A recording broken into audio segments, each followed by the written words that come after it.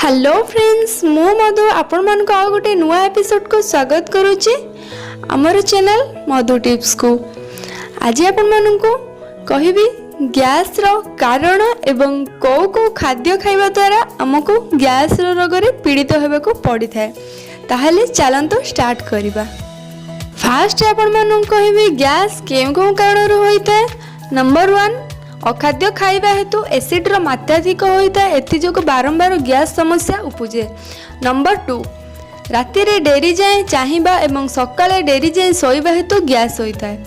Number 3 अत्यधिक चिंता एवं क्रोध जोग पाचन क्रिया रे एंजाइम रो क्षरण कम होता है, जहा द्वारा मध्य गैस समस्या बढ़ी थाए। नंबर 4 लगातार गोटे स्थान रे बसी कार्य करिबा द्वारा हजम क्रिया जथा संभव न होई पारी मध्य गैस होता है। या पर आपण मानु कहबी केउ केउ जिंस खाइबा द्वारा गैस वाली समस्या उपजी थाए।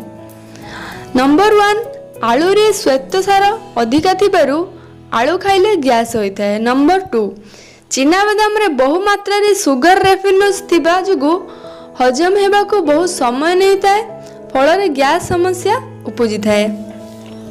नंबर 3 क्षीर रे अधिक मात्रा रे लैक्टोजेन थाए, जहा कि हजम क्रिया लगी बहुत समय निए, तेणु गैस होता है। नंबर 4 फूलकोबी एवं बंधाकोबी रे रेफिनोज अधिक थिबा हेतु एहा हजम हेबा लगी अधिक समय निए, तेणु एहा द्वारा मध्य गैस होता है।